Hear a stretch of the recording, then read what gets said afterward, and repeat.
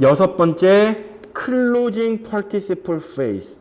오늘 수업 시간에 이것만 확실하게 이해하고 가셔도 됩니다. 이게 제일 중요하기 때문이에요. 오늘 수업 내용에서는 후치 분사 구문이라고 필기해 주시면 될 것 같고요. 지금 이 슬라이드에서 저희가 해야 될 건 이겁니다. 그냥 얘만 지워주시면 좋겠습니다. 얘는 그냥 잘못 들어갔다. 이건 학생분들이 오해하실 수가 있어서 그냥 아예 지워주시면 좋겠습니다. ing만 남겨두시고요. 이 슬라이드는 옆에 필기를 통해서 이해하시는 게 훨씬 더 쉬울 것 같아요. 그래서 필기를 하시고 복습하실 때 슬라이드와 같이 보시면 더 이해하는 게 쉬우실 겁니다. 일단 첫 번째, 저희 후치 분사 구문이란 무엇이냐 이겁니다. 후치 분사 구문은요, closing participle phrase. 후치 분사 구문은 무엇이냐? 세 가지 조건이 모두 충족되어야 됩니다.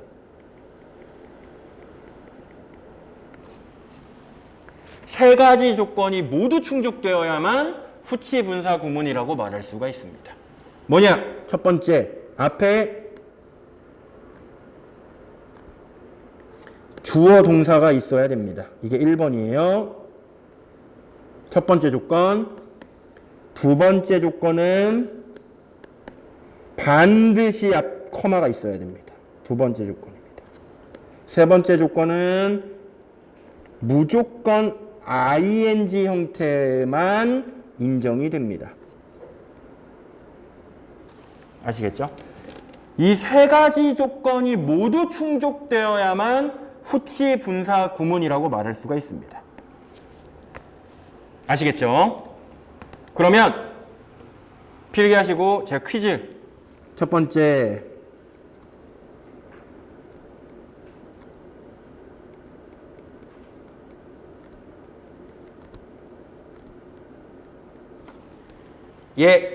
후치 분사 구문일까요? 아닐까요? 첫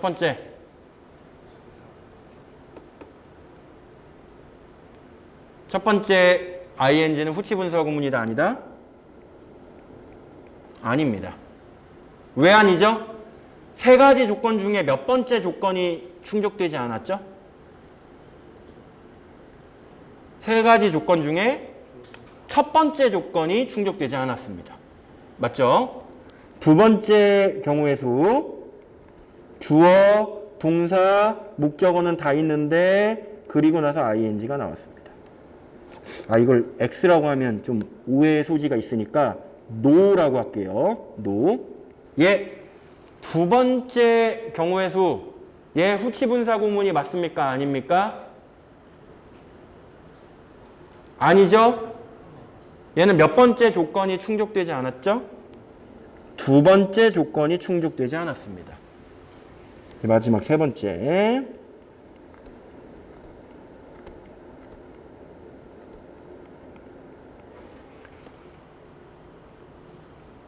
세 번째 경우의 수, 후치 분사 구문이냐 아니냐? 역시나 얘도 노라고 볼 수가 있어요. 세 번째 경우의 수는 몇 번째 조건이 충족되지 않은 거죠?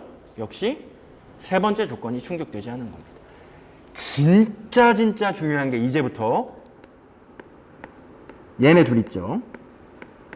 이렇게 나눠서 우리가 후치 분사 구문이라고 말할 수 있는 왼쪽 경우하고 오른쪽의 세 가지 경우, 후치 분사 구문이 아니라고 말하는 경우 있죠?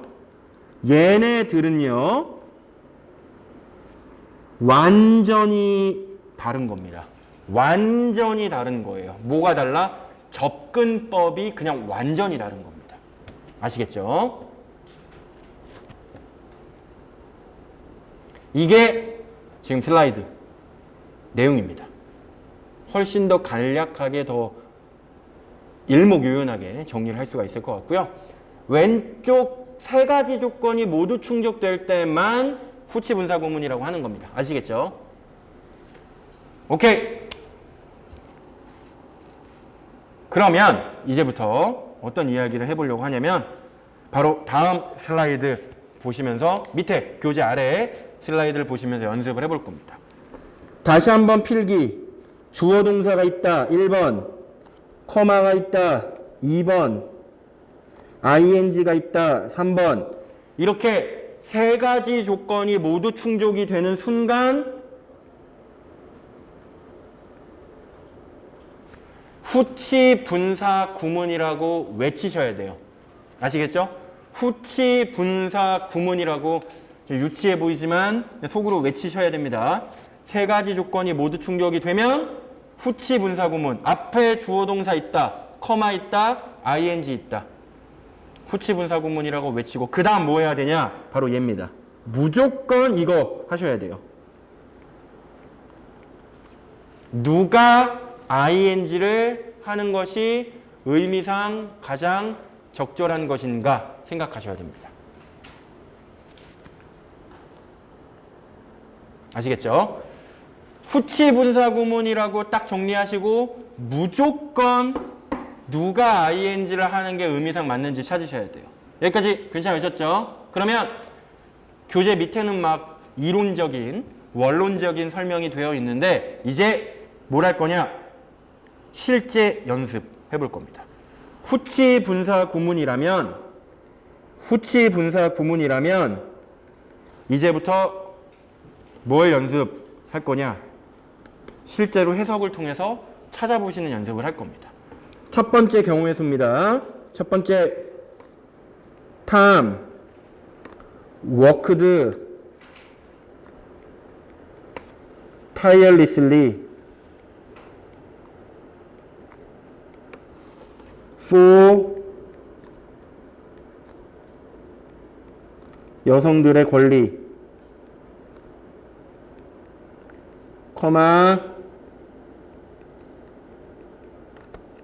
giving legal advice입니다. 예, 후치 분사 구문인지 아닌지부터 생각해 보시면 될 것 같아요.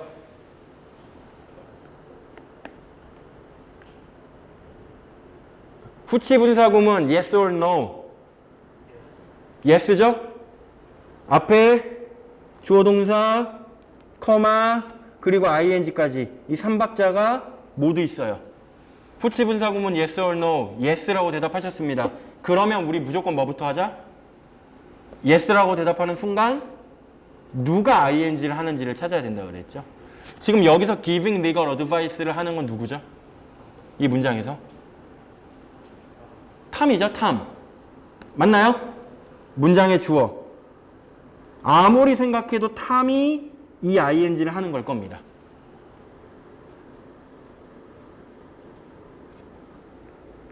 여기까지 동의하셨죠? 이렇게 결론이 나면 해석을 통해서 ing를 하는 애가 누구냐? 주어다 라고 결론이 나면 이 후치 분사 구문은 잘 쓴 겁니다. 맞는 거예요. 틀리지 않았습니다. 잘 쓴 겁니다. 아시겠죠? 여기서부터 후치 분사 구문만의 법칙이 있는 거죠. 보통 후치 분사 구문 말고 보통 우리가 알고 있는 ing 형태는 누굴 꾸며주죠? 보통 바로 앞에 있는 명사를 꾸며주는데 후치 분사 구문은 그게 아니라 저 앞에 있는 서브젝트를 꾸며줄 때 오히려 잘 쓴 겁니다. 맞죠? 두 번째,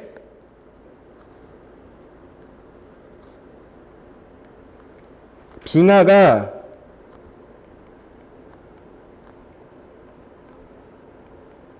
began to melt,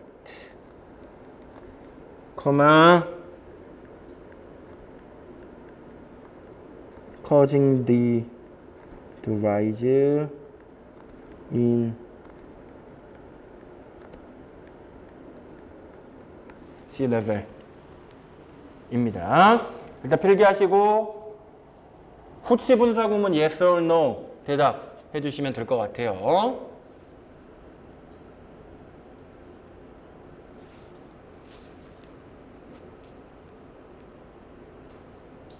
네, 예, 후치 분사 구문 맞나요? 맞죠? 역시나 주어, 동사 있고, 컴마 있고, ing가 있으니까. 그럼 여기서 예 하는 애. 누가 해수면의 상승을 증가시키는 걸까요? 지금 이 문장의 의미를 해석해 봤을 때 해수면의 상승을 야기하고 있는 건 빙하가 맞을까요? 진짜 빙하가 해수면의 상승을 초래하는 건 아닐 거예요. 의미상 이 문장 전체일 겁니다. 빙하가 녹기 시작했다는 것. 그죠? 빙하가 녹기 시작했다는 것. 이 문장 전체. 이 문장 전체 느낌이 ing를 하더라 라고 해석이 되는 순간 얘는 후치 분사 구문의 최고의 용법이라고 생각하셔야 돼요. 근데 저희 저번 시간에 이미 이 얘기는 했습니다.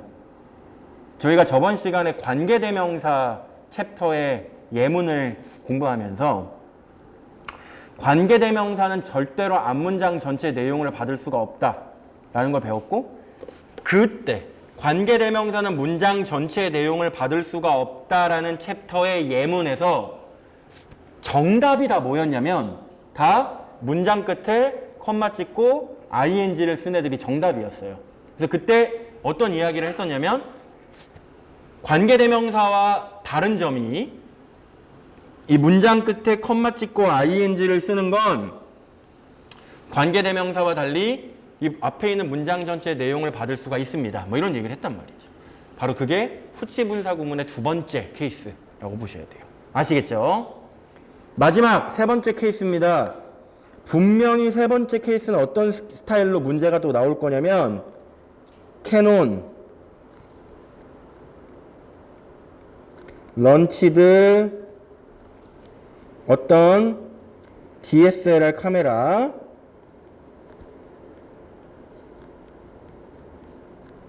커마 having more pixels than 이런 문장입니다. 역시 필기하시고 후치 분사 구문 yes or no 판단부터 해주시면 좋을 것 같습니다. 네, 얘는 후치 분사 구문이라고 말할 수가 있을까요? Yes or no? Yes인 거죠. 후치 분사 구문이 맞아요, 일단. 왜냐? 주어 동사 있고 목적어 있고 컴마 찍고 ing가 나왔으니까 후치 분사 구문이 맞습니다. 후치 분사 구문이 맞다라고 판단되는 순간 무조건 이 ing를 누가 하는지를 찾아야 되는데 지금 마지막에서 누가 더 많은 픽셀을 가지고 있다? 누굴까요? 아무리 생각해도 바로 앞에 있는 카메라죠. 카메라가 픽셀을 더 많이 가지고 있다. 이렇게 말하는 게 맞겠죠. 그죠? 이렇게 판단이 되시는 순간 바로 앞 명사 후치 분사 구문의 오답 케이스라고 생각하셔야 됩니다. 이게 진짜 중요한 겁니다. 제가 후치 분사 구문이 왜 중요하다라고 말씀을 드리는지 그 이유가 여기에 있는 거예요. 후치 분사 구문이라고 우리가 생각할 수 있는 딱 그 상황, yes. yes라고 대답하는 그 상황이 딱 나오면 얘는 절대로 바로 앞에 있는 명사를 꾸며줄 수가 없습니다. 어법상 아예 불가능해요. 그러면 저희 이 세 가지를 생각해보고 한번 이제 조금 확장시켜 보도록 할게요. 저 SC 문제를 풀다 보면 후치 분사 구문이라고 우리가 말할 수 있는 선택지가 몇 개 있고요. 관계대명사라는 모디파이어를 사용한 선택지가 몇 개 있을 거예요. 그런 문제가 정말 많이 나오거든요. 근데 가만히 생각해 보면 후치 분사 구문을 사용해도 되는 경우와 관계대명사를 사용해도 되는 경우를 비교해보면 이 둘 간에는 교집합이 아예 없습니다. 이게 되게 중요한 이론이거든요. 무슨 말이냐? 관계대명사를 사용했을 때 괜찮은 상황하고 후치분사구문을 사용했을 때 괜찮은 상황하고는 교집합이 아예 없어요. 그 얘기는 SC 문제에서 후치분사구문하고 관계대명사 중에 어떤 게 정답일까를 묻는다면 어느 쪽이 괜찮으면 어느 쪽은 무조건 안 되는 거라는 거죠. 왜 그럴까요? 저희 첫 번째 케이스 관계대명사를 사용해도 될까요? 안 되죠. 왜? 관계대명사는 누구를 못 넘어가니까? 동사를 못 넘어가니까. 이때 관계대명사 쓰면 안 되는 거예요. 두 번째, 관계대명사 여기 이 부분에 관계대명사를 써도 될까요? 안 되죠? 왜? 관계대명사는 문장 전체를 받을 수가 없으니까. 이 경우 후치분사구문을 쓰면 안 되잖아요. 이 경우야말로 뭘 사용하는 게 최고인 상황인 거죠? 관계대명사를 사용하는 게 최고인 상황인 겁니다. 그렇기 때문에 SC 문제에서 후치분사구문을 사용하는 상황과 관계대명사를 사용하고 있는 선택지를 이렇게 주는 거예요. 이럴 땐 무조건 그 그룹 딱 두 개로 나누는 겁니다. 그래서 이쪽이 정답, 이쪽이 오답 이렇게 판단할 수가 있겠죠. 어떤 얘기인지 아시겠죠? 그래서 확실하게 기억을 잘 해주셔야 됩니다. 그러면 지금 정리한 이 내용을 바탕으로 다음 교재 슬라이드, 다음 장으로 넘겨보시면 예문이 바로 두 개가 있을 겁니다. 바로 예문이 두 개가 있을 텐데 직접 정답을 선택해 보시면 좋을 것 같습니다.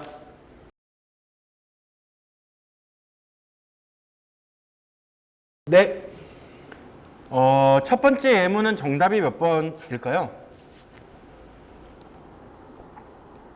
첫 번째 예문은 B번이 정답입니다. 한번 읽어볼까요?